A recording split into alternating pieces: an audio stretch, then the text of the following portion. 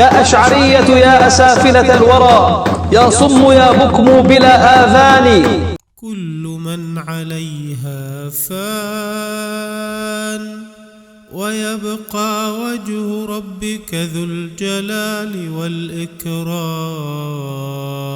انت يا وهاب، انت الآية دي لا تدل ان ربنا له وجه، ده يمكن دي بترد عليكم، لكن انا بأمن بيها يا حاج عوض، واؤمن ان الله تعالى له وجه يليق بجلاله. الآية بتوضح لك ايه يا ان كل شيء هالك الا وجهه، فهل يعني يد الله والساق وكل شيء هيهلك يعني ولا ايه؟ ما شاء الله عليك يا حاج عوض، طلعت ذكي قوي. طب عرفني كده ازاي انكرت الوجه اللي في الآية؟ معنى الآية ان كل شيء سيهلك الا ما اراد به وجه الله. برضو على تفكيرك ده يا حاج عوض يبقى قدرة ربنا وعمله هيهلكم، وتفضل اعمالنا اللي احنا عملناها نقصد بها وجه ربنا. لا معلش انا قصدي ان كل شيء سيهلك الا ذات الله. برضو على تفكيرك ده يا حاج عوض يبقى هتهلك قدرة ربك وعلمه، وتفضل الاعمال اللي انتوا عملتوها ابتغاء وجه ربنا. اسمعني بقى، كله ذات الله وصفاته مع بعض يعني. برضو على تفكيرك ده يا حاج عوض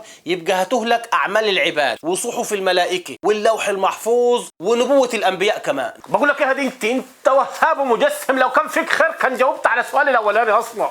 اسمع بس يا حاج عوض الله يهديك، الهلاك يا حاج عوض مش هيوجع على كل حاجه زي ما بيجي في دماغك كده. عندك الجنه والنار يا حاج عوض لا تفنيان ابدا، وده بالاجماع. والمعنى الصحيح يا حاج عوض للايه ان كل شيء تعبدوه من دون الله ربنا هيهلكه ويبقى الله، وذكر الوجه واراد به نفسه، وده معروف في لغه العرب يا حاج عوض. فاحنا نثبت الوجه ونثبت المعنى اللي في سياق الايه يا حاج عوض. انا مش عارف، انا قوم من هنا، هلا قوم الله يهديك يا حاج عوض.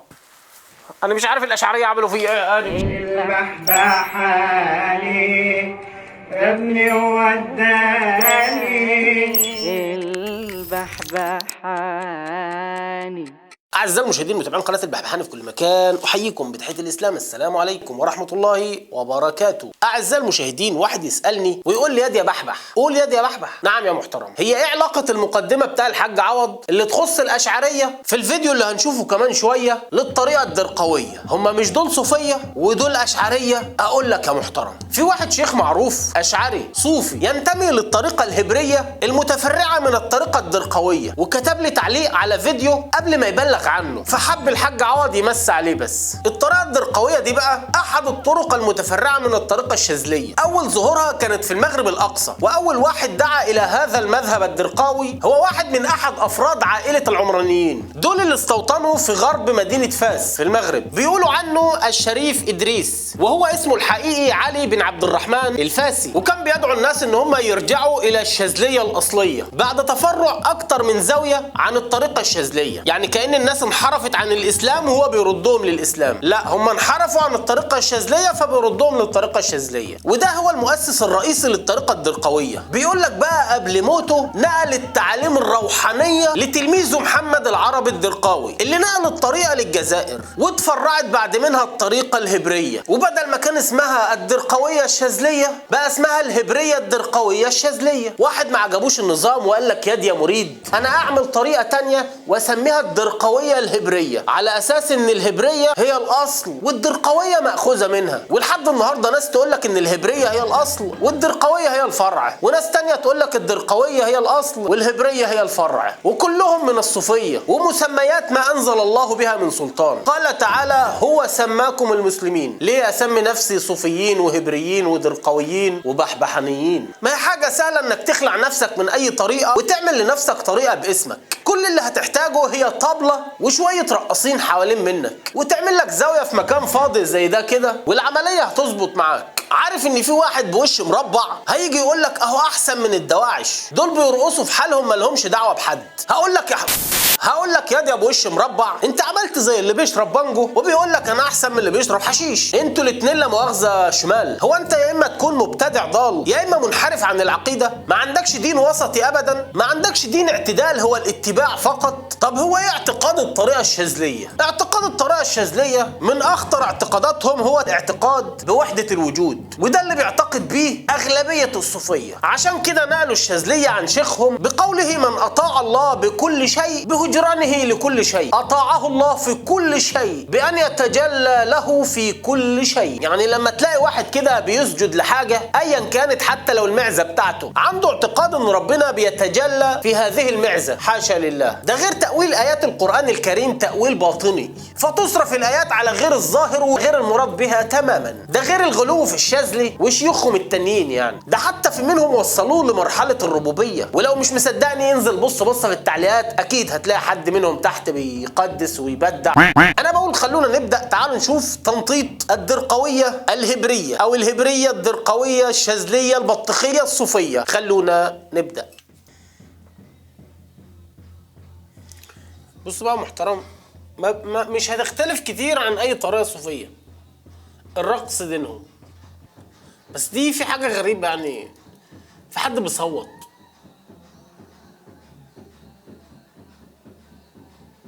يعني تحس إن في واحدة بتولد. ده زار ده ولا ايه بالظبط؟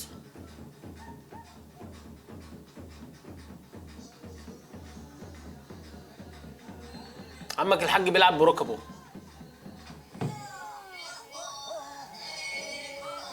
دي صلاة جديدة باين.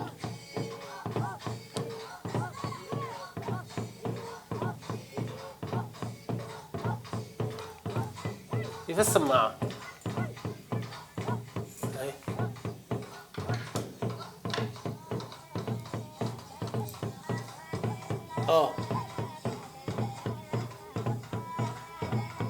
معاك دليل على الكلام ده يا عم الحاج؟ لا. ليه؟ انا شيخي قال لي كده. يقول لك من ذاق عرف. ذوق مين يا ابو ذوق انت؟ ده هطل، ده هبل. يعني لو الحركات دي مثلا هتدخلنا الجنة، هل النبي قصر في تبليغ الرسالة صلى الله عليه وسلم؟ دينهم طبل ورقص. يعني مثلا ممكن يكون النبي صلى الله عليه وسلم بلغ الصحابة بالكلام ده وهم برضو قصروا في نقله. عرفونا انتوا، يعني يمكن عندكم حاجة ما بتوصلناش زي بتاع ابو حسين تهبوا على القلب ولا يعرفوا غير الصوفيين بس. يعني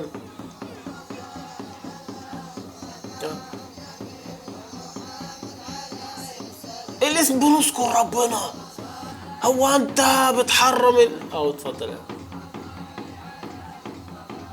رقص ايه الدين ده؟ يعني انتوا جبتوا الكلام ده منين؟ دليل.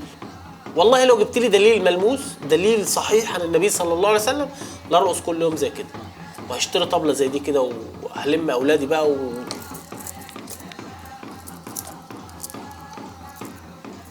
لو بتدخل الجنة يعني لو الحاجة دي بتدخل الجنة هعملها. يعني لو في آية قرآنية في حديث نبوي صحيح كده في فعل صحابي، لا. عد كام صحابي من الأعلى لحد آخر صحابي، من أول التابعين لحد آخر تابعي، ما فيش خالص. إيه ده؟ كيف أتعبد إلى الله كده؟ يعني الذين يذكرون الله قياما وقعودا وعلى جنوبهم، يعني قياما واقف سبحان الله سبحان الله سبحان الله لا اله الا الله، لا.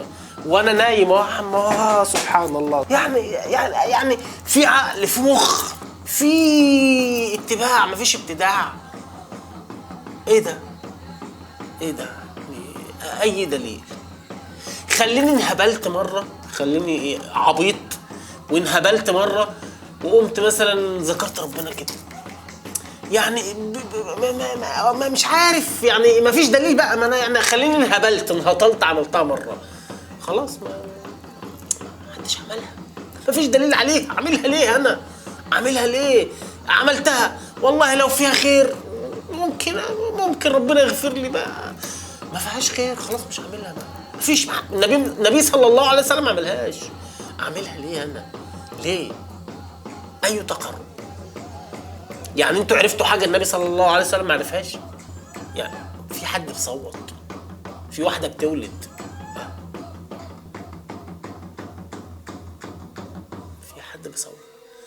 هيصلوا. الهطل الصوفي ما تلاقيش زيه. ده اسمه هطل صوفي، ده هطل درقاوي وهبري، هطل هبري درقاوي او درقاوي هبري. لو كله شغال بوسطه كده. برضه في حد بيصوت. انا مش غازنا الست اللي بتصوت، مش عارف ست ولا راجل، في حد بيولد عندهم يعني. يعني 23 سنه رساله النبي صلى الله عليه وسلم ما عملش كده. بعد كده راحوا عند ضريح الشيخ ويطوفوا حوالين منه مدد بعد الرقص والهشك بالشك، والاسم ان احنا مسلمين، احنا بنحب النبي صلى الله عليه وسلم وآل البيت، احنا من الاشراف. ابو لهب كان عم النبي صلى الله عليه وسلم. بس اعزائي المشاهدين، وبكده يكون فيديو النهارده خلص، وعند الله تجتمع الخصوم. السلام عليكم. سأقطع كل من عادى رسولي، وأبتر كل حبل للوصال، وأقليه وأبغضه جهارا، رجاء للمثوبة في مآل.